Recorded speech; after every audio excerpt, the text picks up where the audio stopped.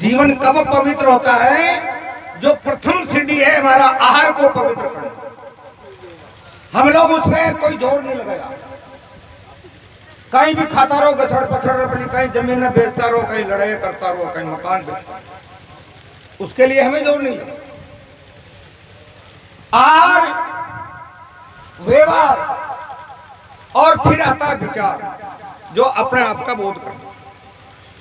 तो जब तक हम लोग, हमारे में खुलकर गुस्सी भी है, जो हमारे आज हमारे बच्चे जन जन के घर के ऊपर जाकर के अनाथ की तरफ घूम रहे हैं।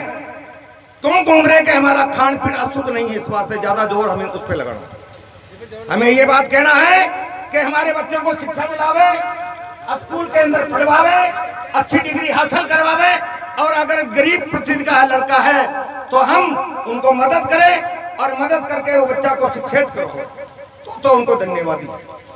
मैं ये विनती करना चाहता हूँ। बाकी ये जो है, अब एक बात बताता हूँ मैं, एक भंडारा का लक्ष्य में, भंडारा हजारों होता है और हजारों हो रही है अभी तक। नहीं माना तो मैं प्रमाण बताता हूँ इसकी बात का। लेकिन ये सब काम हमें विचार करना है। मैं ज्यादा नहीं बोलना चाहता हूँ, मैं इतना ही कहना चाहता हूँ, हमारा ज्यादा जोर इस पर रखें कि बच्चा के लिए हमें खान पीन सुधारे, हमारा बच्चों का लाइफ बढ़ावे, बच्चों को आगे बढ़ावे, जो IAS अफसर बने, मजिस्ट्रेट बने या प्रधानमंत्री बने, ऐसी जगह पे जाकर के बैठे, ऐसी शिक्षा दिलाओ। उसमें कोई जोर नहीं दिया। आप पढ़े लिखे आदमी इस पे जोर क्यों नहीं देते हो? इस पे जोर लगाना चाहिए ज्यादा। तो मेरी एक विनती है, ज्यादा इस पे जोर लगावे। और अच्छा किया आपने, बहुत अच्छा, आपकी बात को हमने स्वीकार की। हमने अपने बात हुई, मेरे से आपसे बात हुई, मैं सारी बात आपको पूछी, आपने बताया महाराज ये कर लेंगे और ऐसे करने से मुझे कोई आपत्ति नहीं है, कोई आपत्ति नहीं है, तो वो कोई आपत्ति कर लिया हमने, ऐसी कोई बात नहीं है। लेकिन ज्यादा जोर मेरी दीपू भैया मैं और सिर्फ उन्हें प्रार्थना करता हूँ आपसे, ज्यादा जोर इधर लगाओ। डॉक्टर भीमराव अंबेडकर, आप उस संस्था के जुड़े हो, इसलिए बोल रहा हूँ ये बात। उन्होंने उनकी परिस्थिति को देखी हुई, कैसे रहे हो, उनकी क्या परिस्थिति हुई थी, लेकिन उन्होंने शिक्षा प्राप्त करी ने, आज देश के अंदर उसका नाम है। आप उस पर क्यों नहीं जोर लगाते हो? विचार करने की बात है, उन पर जोर लगाना चाहिए कि हमारा बच्चा आज ये जमीन बेच के हम दूसरा में नौकर बनते रहे। एक दिन की बात नहीं होती। अगर हम शिक्षित हो जाएंगे ना, तो अपना भी ये मोशन नुक्ता बिल्कुल ऐसे ऑटोमेटिक बंद हो जाएगा। नहीं बात है। अब रहा सवाल सुन लो, ये बात तो हो गई खत्म, इसको रामदेव ने ज्यादा विस्तार नहीं देंगे। मैं पुनः प्रार्थना करता हूँ मेरे गुरुजनों से, वो आसन पर आके विराजे ताकि उनका मर्यादा का सम्मान हो सके। इसके पहले मुझे जैसा यहाँ का आदेश रहा है वो उनके अनुकूल मैं बोलूंगा, उसकी बात बैठ जाओ। यही कहना चाहता हूँ, उनके परिवार का जो गाँव का यहाँ के खान पीन छोड़ रहे थे,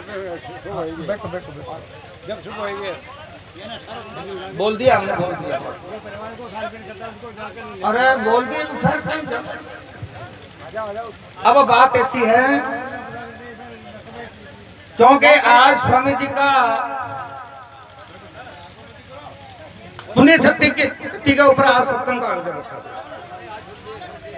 ये महापुरुष स्वामी जी की कमाई के और देखते हुए, उनके आचार विचार रहन सहन को देखते हुए, न जाने कितनी दूर से धूप के प्यास से, जस से, अबजस से, हरस से, शोक उनके सहन शक्ति करते हुए, आर्थिक स्थिति का भाव सहन करते हुए यहाँ पर।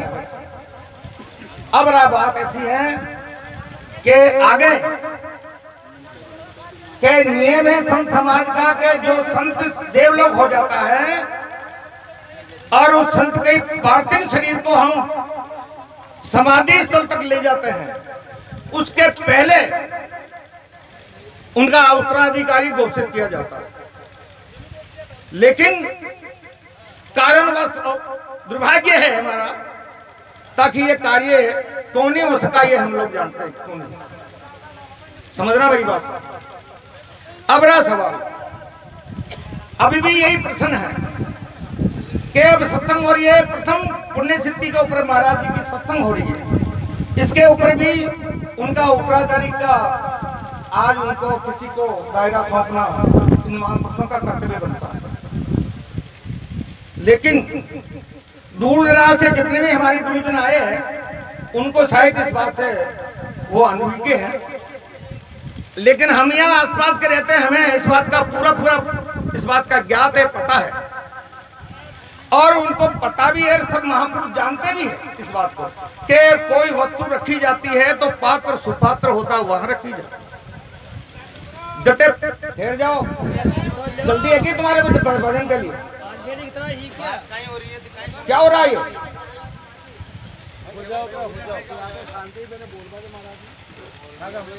अब रहा सवाल, आपने क्यों बुलाया कई बार जब मालूम है कि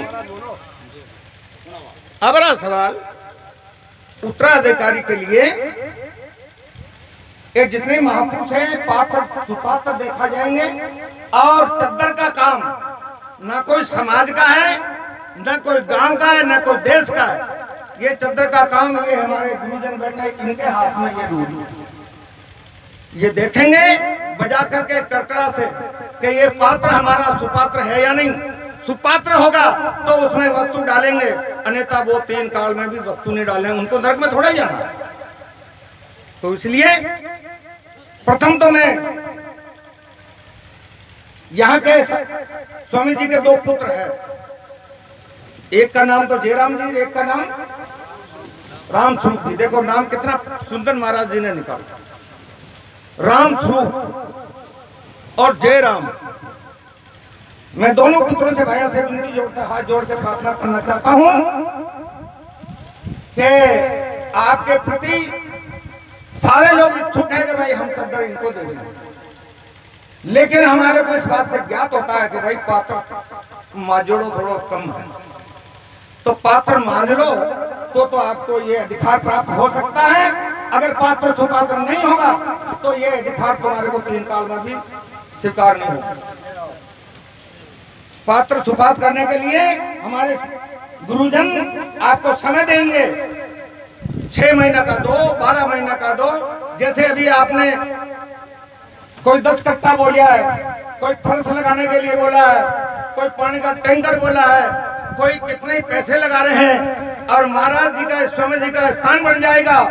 और आने वाले समय में जब सालगिरह की सत्संग आएगी, जब तक अगर हमारे को सुपात्र पात्र मिल जाएगा तो उनको सुशोभित कर दिया जाएगा, और नहीं तो ये चद्दर गुरुद्वारे भेज दी जाएगी।